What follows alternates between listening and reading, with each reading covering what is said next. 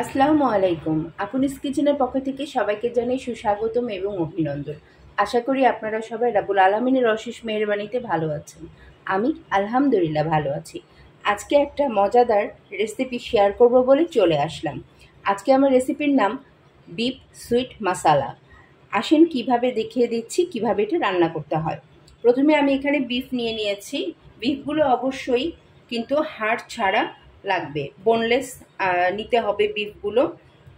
আমি এখানে কিছু বিফ নিয়ে নিয়েছি, একটু পাতলা পাতলা করে এভাবে কেটে নিতে হবে। হ্যাঁ, বেশি মোটা দরকার নেই, এভাবে নিলাম। নেওয়ার পরে আমি এখানে দিয়ে দিচ্ছি দালচিনি। এখানে আমি গরম মশলা দিয়ে দিচ্ছি। দালচিনি সামান্য, উপকরণগুলো খুবই অতি সামান্য লাগে এবং অনেক সহজে কিন্তু এটা হয়ে যায়। এখানে সব রকম গরম মশলা আমি দিয়ে দিলাম। দিয়ে দিচ্ছি এখানে রসুন বাটা, আদা বাটা হাফ চামচ হাফ চামচ। এখানে পেঁয়াজ দিয়ে দিচ্ছি। এখানে 3 থেকে 4টি পেঁয়াজ কুচি আছে, দিয়ে দিলাম পেঁয়াজ।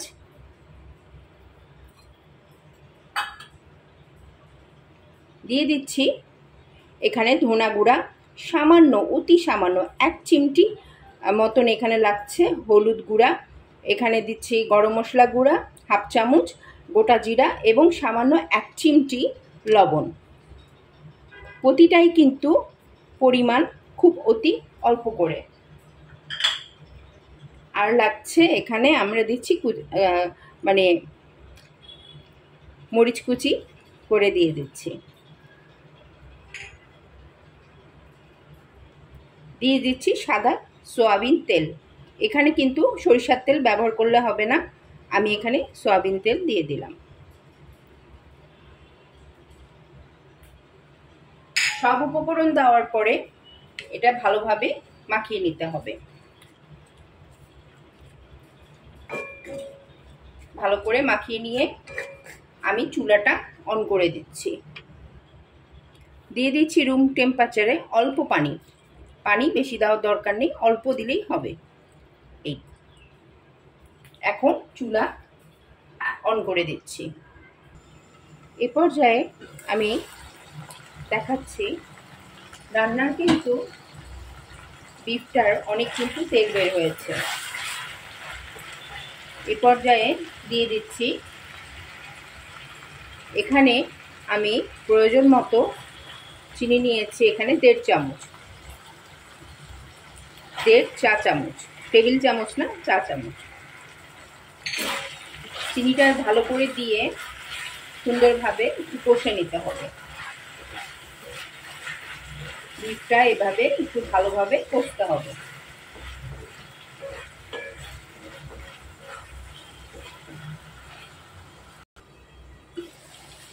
বিফটা ভালোভাবে কষা হয়ে গেছে, একটু ভালো করে একটু ভাজা ভাজা হয়ে গেছে। আপনারা দেখতেই পাচ্ছেন বিফটা কিন্তু অনেক কালারফুল লাগছে। এই পর্যায়ে দিয়ে দিচ্ছি ঘি। এখানে আমি 1 চা চামচ ঘি দিচ্ছি। প্রয়োজন মতো যতটুকু লাগে দিয়ে দিবেন। আবার একটু ভালোভাবে এটা একটু ভেজে নিতে হবে।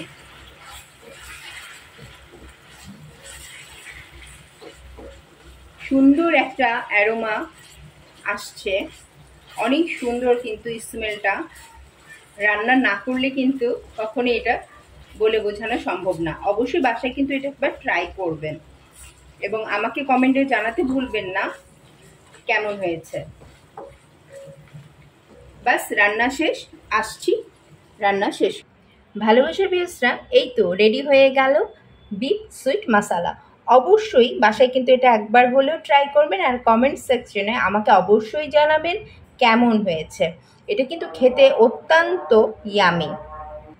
আজকে যারা আপুনিস কিচেনের বিফ সুইট মাসালা রেসিপিটা দেখছেন তারা আমার চ্যানেলটিকে বেশি বেশি করে সাবস্ক্রাইব করবেন এবং ইতিপূর্বে যারা সাবস্ক্রাইব করেছেন আমার চ্যানেলটিকে তাদেরকে অসংখ্য ধন্যবাদ। সাবস্ক্রাইব করে কিন্তু পাশে থাকা বেল আইকনটি অবশ্যই প্রেস করে দিতে ভুলে যাবেন না। বেশি বেশি করে আমার দেখিয়ে দেওয়া রান্নাগুলো আপনাদের ফ্রেন্ডস এবং ফ্যামিলিকে শেয়ার করুন। রাব্বুল আলামিন আপনাদের সবাইকে নেক হায়াত এবং সুস্থতা দান করুক। আল্লাহ হাফেজ। আসসালামু আলাইকুম।